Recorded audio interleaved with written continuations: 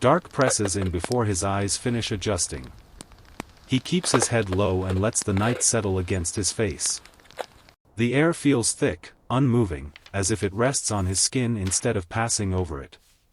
He takes a breath and stops halfway, then lets it out slow, counting without numbers. Sweat gathers along his ribs and under his arms, held there by canvas and damp cloth. The ground beneath him is uneven. One knee sinks slightly into wet earth, and he shifts his weight a fraction to keep balance, careful not to scrape. Somewhere nearby, insects pulse in uneven bursts. The sound arrives as pressure rather than direction, filling the space around him instead of coming from it. His chest tightens. He keeps his hands still, fingers resting against familiar fabric and metal, and waits, letting the night remain exactly as it is. A click breaks the dark, then a scrape, dry leaves pressed against bark. A branch takes weight and settles. He turns his head a fraction, stopping halfway, listening harder than before. The sound grows as he listens, spreading outward, picking up edges. Another small movement follows, then nothing. He holds his breath without meaning to. His jaw tightens until it aches. The tree line in front of him dissolves into black, and the ear begins to work alone, filling spaces the eye cannot touch. Each pause feels shaped, deliberate. Silence settles back in, heavier than the noise. His neck stays locked, muscles burning, as he keeps listening to what is no longer there. He hears nothing at first. The insects fall back into their uneven pattern, and the air stays still. Then the smell reaches him. It is not rot and not plant matter. It is warmer than the ground, carried low, sour and faint, mixed with mud and sweat. He does not move his head. He draws a shallow breath through his nose and stops. The smell drifts, then settles, caught in the foliage as if held there. It does not fade. His stomach pulls inward, tight enough to make him swallow. Hunger and nausea edge against each other without separating. He presses his tongue to the roof of his mouth and keeps breathing shallow, careful not to draw it in deeper. Distance stops being counted. 25 yards is no longer a measure but a pressure, something felt in the body rather than judged by sight. His hands curl slightly against the earth, fingers finding grit and dampness. The smell stays where it is, neither closer nor gone, and he holds himself still, listening to his own breath as quietly as he can. He keeps his weight low, settling deeper into the earth. His hands slide along the damp sleeve and find cold metal by habit, resting there without lifting it. He adjusts his fingers once, then leaves them where they are. The foxhole rim cuts a narrow line against the dark, a fixed edge he does not look past. Minutes stretch without shape. He cannot count them, only feel them collecting in his legs. Pins begin to prick along his calves, then dull into a steady ache.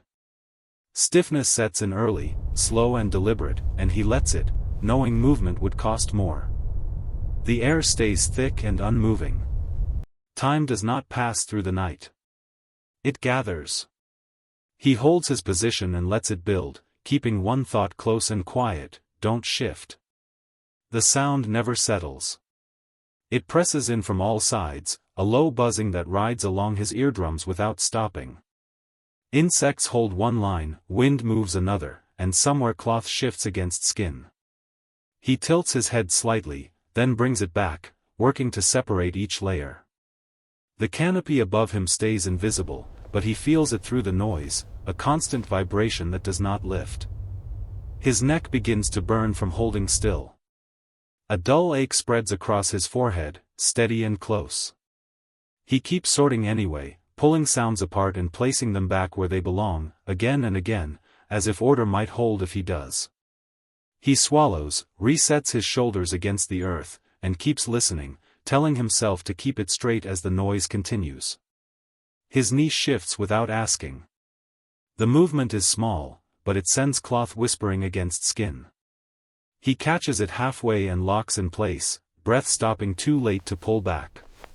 Heat spikes through him, sharp and fast, and he feels it spread into his face and chest. He waits. The foxhole wall sits inches from his shoulder, close enough to feel through the dark. The air goes flat. Nothing answers the sound he made. The tremor in his leg settles into a faint quiver, then fades. He does not move again. The thought comes and stays, quiet and exact, careless. A thin cry cuts through the dark, sharp enough to lift his head before he stops it. It hangs for a moment, then another answers from farther off, lower, drawn out. The calls overlap and separate, never landing where he expects them to. The sound moves without pattern, sliding through the trees and back again. It feels wrong, not in volume but in timing.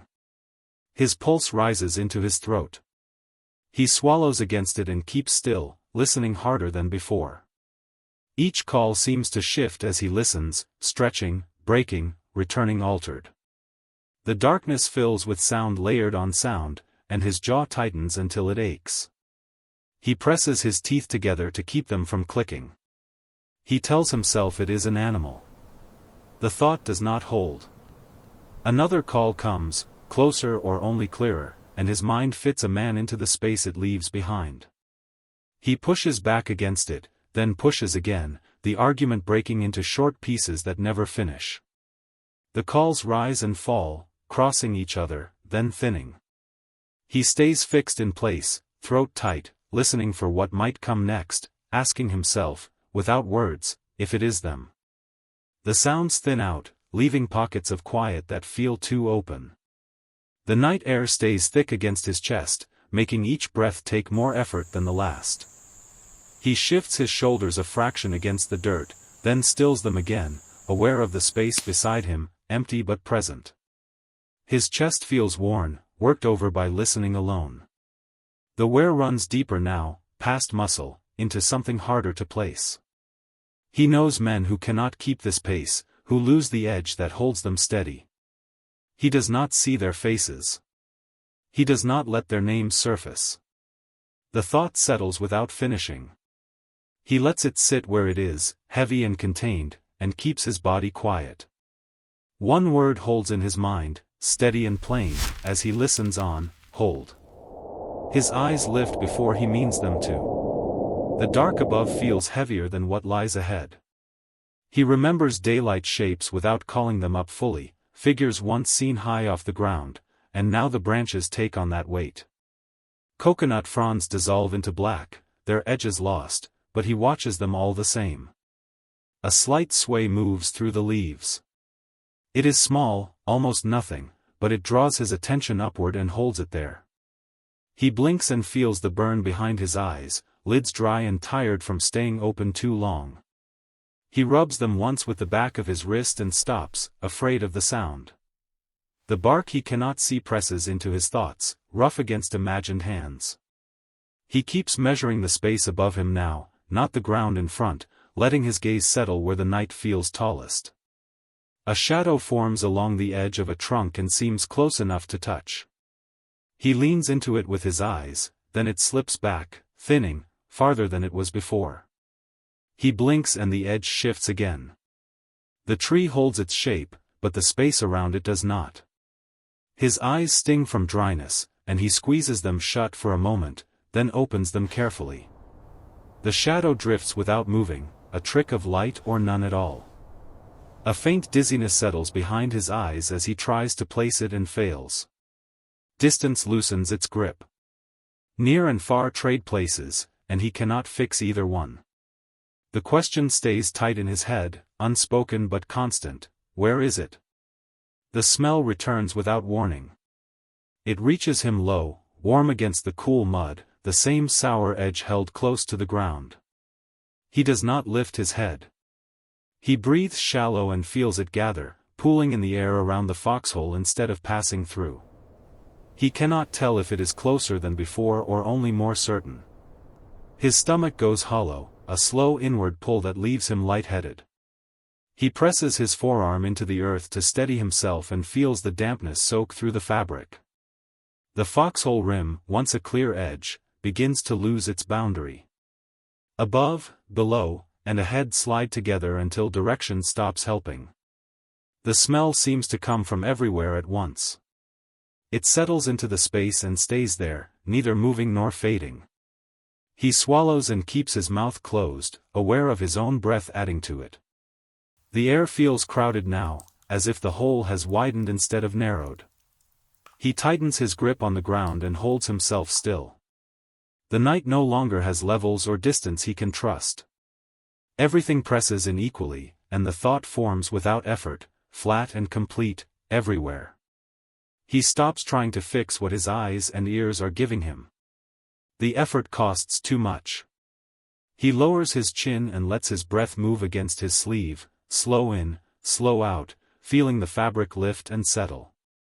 The night in front of him has no depth now, only a flat darkness that does not change when he watches it. He works with what remains. Sound comes first, then smell, then the pressure of the ground holding him in place. He shapes his breathing to match it, careful and measured, keeping it quiet. The dizziness eases as he stops testing distance. Exhaustion settles into him, heavy but even. He stays where he is, accepting the way the night feels instead of arguing with it. One thought holds steady as his breathing finds its rhythm again: this is it. His back tightens without warning, a hard pull that locks him in place. He shifts his weight a fraction on the narrow foxhole floor and feels nothing in his legs at first. Then the numbness breaks, replaced by a slow ache that spreads upward and settles. The muscle stays cramped, not sharp enough to signal, just present. The stillness presses down on him. He presses his boots into the dirt, testing them, and stops when the movement sends a deeper throb through his hips. His limbs feel heavy now, as if the ground has claimed part of their weight. He rolls his shoulders once, carefully, and lets them fall back. The ache does not pass. It does not warn. It stays where it is, steady and close, and he adjusts his breathing around it, telling himself to endure as the night holds. His hands begin to shake without asking. The movement runs through his fingers even as he tightens his grip. He presses them down into the soil, wedging his palms against the earth until grit works its way under his fingernails. The dirt is cool and damp, and he leans into it, using the pressure to hold himself still.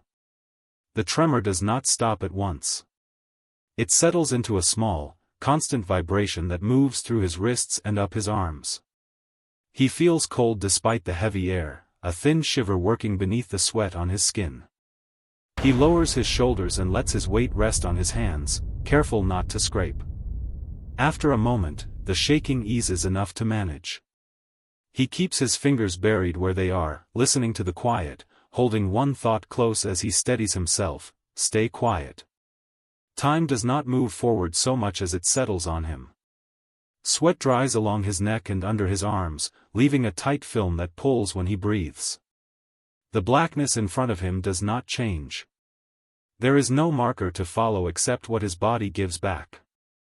His joints begin to throb, first in the knees, then the hips, then deeper, where he cannot shift without paying for it. He makes one small adjustment, easing his weight off a numb foot, and the cost comes immediately, sharp enough to force his breath short. He holds still until it fades into a dull burn, then lets it sit. The night pulses slowly, not with sound but with sensation. Each minute marks itself through discomfort, stacking one on top of another. He stops guessing how long it has been.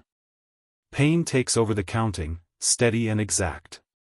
His head dips forward and he brings it back up, fighting the pull to let it rest. He stays where he is, balanced on what remains of his strength. The thought comes when the ache swells again, brief and firm, pressed flat by effort: not yet. He lets his shoulders sag a fraction and feels the fabric of his shirt hang loose against him, damp and limp. His breath stays shallow, each one taken with care, as if drawing too much air would tip him forward.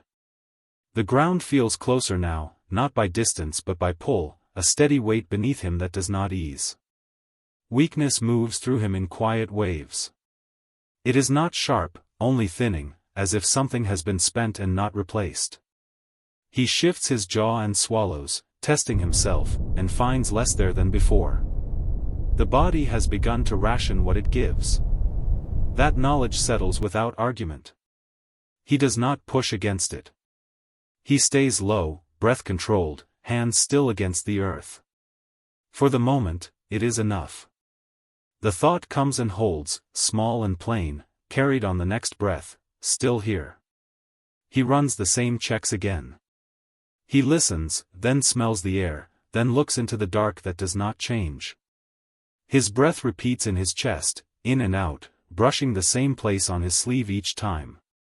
Nothing new answers him. The foxhole holds the same narrow view, the same edge of dirt and black beyond it. His forehead tightens as if he is squinting without moving his eyes.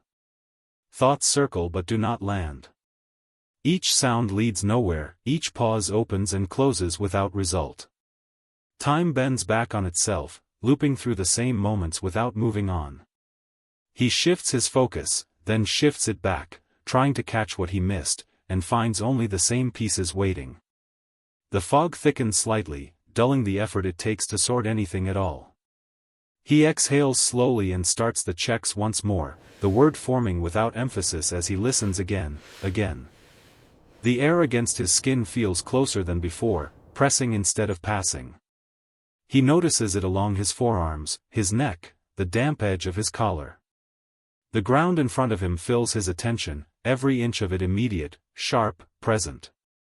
Beyond that, nothing holds. His breath shortens without warning. He draws it in shallow and lets it out the same way, keeping it tight to his chest. The stillness feels narrow now, closing around the space he occupies. There is no sense of farther ground, no depth to measure against. Tension settles into his shoulders and stays. He stops thinking in terms of distance and works only with what is near enough to touch, near enough to hear. The thought fixes itself and does not move on, close. A faint sound slides through the night, too small to name. He catches it anyway. It settles into his chest and reshapes itself before he can stop it. Every noise does this now. A shift in leaves, a scrape too soft to follow, the hush between insect calls, all of it takes on weight and form. Each sound becomes a man in his mind, placed carefully where the dark leaves room. When the noise stops, the pause feels active. He waits inside it, muscles tightening, breath held low. The darkness fills with preparation, with things about to happen that do not. Anticipation hangs in the air, thick enough to feel against his face. His heart flutters once, then again, quick and uneven, and he presses his tongue hard against his teeth to steady himself. Exhaustion sharpens instead of dulling. His body stays wired, held ready without relief. He knows he should be able to tell himself otherwise, but the thought does not take hold. Another small sound passes through, and his focus snaps to it at once. He stays fixed, listening into the dark, caught between noise and silence, the moment always arriving and never passing, the word forming again as his chest tightens, now. His gaze fixes on a single patch of dark and does not move from it. He blinks once, then keeps his eyes open, letting them water rather than lose the spot. The rest of the night falls away. What remains is narrow and exact, held in place by attention alone. His posture stiffens as if set that way. Shoulders lock, spine straightens, and he holds himself ready without adjusting. The effort costs him, and he feels how spent he is, how little margin remains, but the focus does not loosen. It tightens instead, pulling everything toward the same end. Other possibilities no longer surface. He does not weigh them or dismiss them, they simply do not appear. One outcome fits the shape his mind has made, and it holds there without shifting. He breathes shallow and stays fixed, body and attention aligned, the word settling in as he waits, ready. A shape nearby breathes unevenly. He hears it more than he sees it, a rough pull followed by a pause that runs too long. Farther off, another body shifts again, the sound faint but repeated, never settling. He takes it in without turning his head, marking the positions by sound alone. The foxholes beside him remain unseen, but their presence tightens the air. Tension spreads quietly between them, shared without words. His chest draws in and holds, then releases, the motion careful and restrained. He keeps his own breathing even, aware of how easily it could give him away. Fatigue sits sharp in him, not dull, keeping his senses raised when his body wants to sink. He notes the signs and lets them pass through him without comment. The thought forms briefly and stays contained, shaped by what he hears and feels. They're tired. He recognizes the signs without thinking about them. The uneven breathing, the extra movement, the way quiet starts to feel fragile instead of empty. He feels the same things in himself. His throat is dry, and he swallows slowly, the sound loud in his own head. He lets his jaw loosen and tightens it again, testing control. The darkness between the men feels thin, stretched. He keeps his eyes forward and his body still, aware of how close the edge feels now. His breath shakes once as it comes out, and he steadies it with a long pause before drawing the next one in. He does not push against the feeling.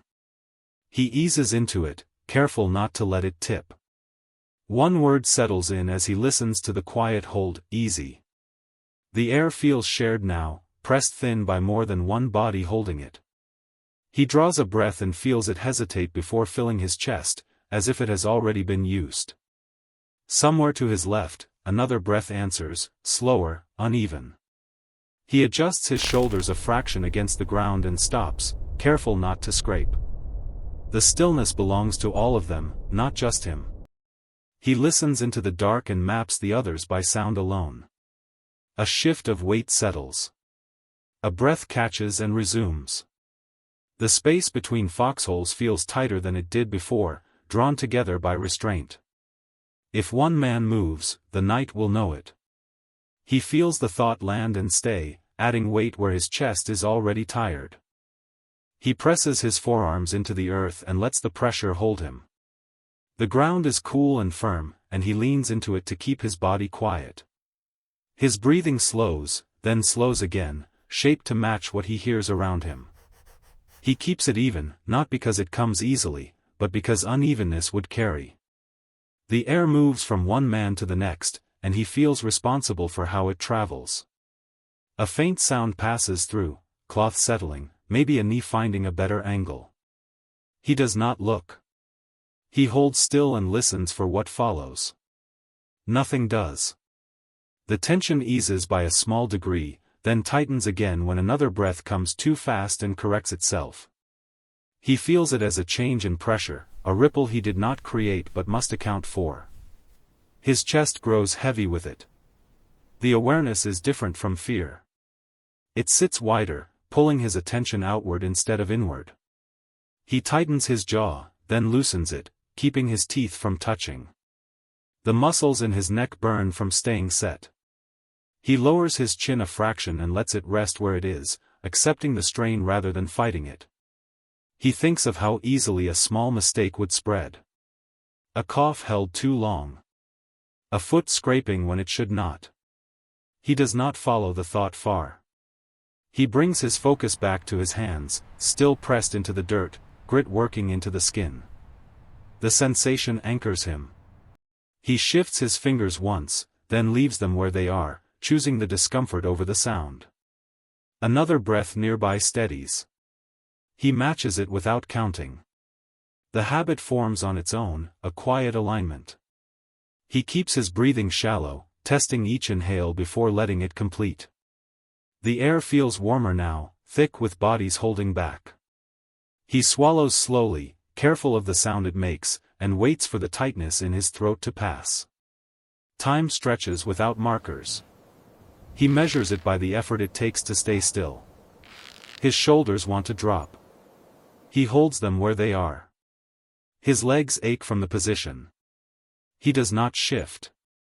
The cost accumulates, minute by minute, and he lets it, knowing that movement would cost more. The network around him holds only if each man pays his share. A breath stutters somewhere and recovers. He feels the moment of risk like a pull in his chest. He stays quiet and lets the night absorb it. When nothing follows, he releases a fraction of the tension and then takes it back, keeping himself ready. The pattern repeats, small rises and falls, none of them ending the weight. He presses his weight back into the ground and feels the earth take it. The pressure steadies him. His awareness stays wide, stretched across unseen positions. He carries more than his own stillness now. The knowledge does not lift. It settles into his routine, changing how he holds himself. He keeps listening, keeps breathing, keeps his body from making choices on its own. The air remains shared. The quiet holds, fragile but intact. He does not look for relief. He stays where he is, accepting the added weight as part of what must be managed. The thought returns and stays, not as a command but as a condition he works within, shaping each breath and pause to fit, hold together. He listens to the rhythm of breathing around him, not to recognize anyone, only to track steadiness. The dark holds many bodies, close enough to matter, too far to see. Each breath becomes a variable, each pause a risk or a sign of control. Names do not surface. They would add weight he does not need. He keeps his own breathing even, matching the quiet strain that runs through the night. His stillness is deliberate now, shaped by awareness of others as much as himself. The effort leaves him drained, holding back movement that wants to come. He accepts the shift without pride or resistance. This is how it works here, how it has to. He stays low, hands settled, body quiet, letting the strain remain contained. One word holds him in place as the night continues to press in, stay. Light seeps in without warmth, thin and gray, finding its way through the trees a little at a time. The cool morning air touches his face and arms, lifting some of the heaviness but not easing it. He blinks against it and feels the burn in his eyes, dry and aching from holding open through the night. The jungle edges begin to return. Trunks take shape. Leaves separate from one another. Nothing moves quickly. The night loosens its grip, but it does not let go all at once. He stays where he is, watching the dark retreat in pieces, careful not to trust it yet. His body feels lead-heavy, slow to answer even small shifts of breath. He draws one in and lets it out, testing the light without reacting to it. The thought comes flat and tired as the gray settles in, morning. He shifts slightly as the light grows and feels how stiff his muscles have become. The ground looks ordinary now, earth and leaves clear in daylight, but his body answers it slowly. Every small movement carries a lingering ache, settled deep and unwilling to lift. He rolls one shoulder and stops when the pull spreads down his back. The air moves again, cool and thin, part of a slow awakening around him. He breathes it in and out, testing it, and feels how hollow the tiredness has left him. It is not the kind that sleep fixes. It sits deeper, quiet and persistent. Nothing happened in the night that he can point to, yet the body keeps the account all the same. As he draws another breath, the thought surfaces without effort, tied to memory more than sense, still smells. Daylight settles in fully, slow and pale, and he lets his eyes take it in without lifting his head. He shifts his weight once, feeling how the ground answers late, as if the message has to travel farther than it should. The jungle stands clear now, trunk straight, leaves separated, but he keeps listening first. A bird calls and he tracks it by how the sound thins, not by where he sees movement. His breath stays shallow, drawn in through his nose, tested before it is trusted. He straightens a little and stops. The motion costs more than it should. His body hesitates, then follows, leaving a faint pull behind his eyes. He waits for it to settle. The air carries mixed smells, green growth, damp earth, something older worked thin, and he sorts them automatically, the way he did in the dark. The habit comes before the thought. He notices it only after, when his chest tightens and he slows his breathing again. He presses his palm into the ground and pushes, rising another inch. Light catches along the leaves and sharpens their edges, but he measures the space between them by sound and scent, not by distance. A breeze moves through and he feels it along his forearms before he looks up. His head turns slightly, then returns, careful, as if something might shift if he moves too fast. The calm that comes with seeing stays uneven, never fully settling. He pauses and listens. Footsteps sound somewhere off to the side, dull against dirt. He counts them without meaning to, tracking their rhythm until they fade. When they do, he keeps listening into the quiet that follows, waiting for it to change shape. It does not. His shoulders lower a fraction, then lift again when another sound passes through. The response comes on its own. He does not tell it to. He draws in a deeper breath and feels where it catches. The air moves cleanly through his chest, but his body does not release with it. He stays held, tuned forward. He adjusts his stance and feels the delay again, the small lag between deciding and doing. It is not pain. It is something else, something that stays after the movement finishes. He plants his feet and lets the ground take his weight until it steadies him. He looks out across the visible jungle and notices how his eyes search for the same markers they did before, edges, gaps, places where sound might collect. The light does not change that. A leaf shifts and he follows it, then stops himself and brings his focus back. The effort takes time. He blinks and lets his gaze rest on what is there, even as his attention keeps drifting back to smell and noise. Men begin to move more openly now. Metal touches metal. A voice carries and settles. He does not answer. He lets the sounds layer themselves over the morning, testing how much space they take. His body stays set to a narrower measure, one learned overnight. He knows, without naming it, that it will not reset quickly. The way he checks the air, the way he waits before trusting what he sees, those steps have been added to the routine.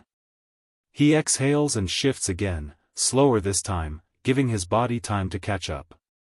The sun rises higher and the jungle holds its shape. He stays where he is a moment longer, listening once more before moving on. The night does not lift out of him with the dark. It remains, quiet and intact, in how he measures distance and waits for the next sound to finish before he takes another step. He stays quiet as the daylight opens fully. Ordinary sounds return around him, boots shifting in dirt, metal touched and set down, a voice carried low and then cut short. He lets the sounds move past without turning toward them. The open light does not pull him forward. He keeps his weight where it is, letting the moment widen on its own. He lowers his hands and feels the faint ache settled into his fingers. The stiffness is mild but exact, a reminder of how long they stayed still. He flexes them once, slow enough not to draw attention, and rests them again against his thighs. His breathing finds a steadier rhythm, but he keeps it shallow, careful not to rush it. For a moment, the thought of paper returns. Not the words, just the surface. The feel of it under his hand. The drag of a pencil moving across it. He imagines the sound it would make, small and dry, too loud in this quiet. He lets the image form and then sets it aside without pushing it away. The day continues to open. Light settles on the ground in front of him, clear and unremarkable. He shifts his weight slightly and feels the tiredness answer back, deep and even. It is not sharp enough to demand rest, only present enough to be counted. He accepts it and stays where he is. He draws in a longer breath and releases it slowly. Nothing changes. No part of him urges speech or motion. He keeps the night where it is, carried forward without display, and allows the ordinary sounds to resume their place around him. When the thought returns, it comes quietly and without urgency. He holds it for a moment, then lets it sit, unfinished and contained, as he remains still in the open day, write nothing now.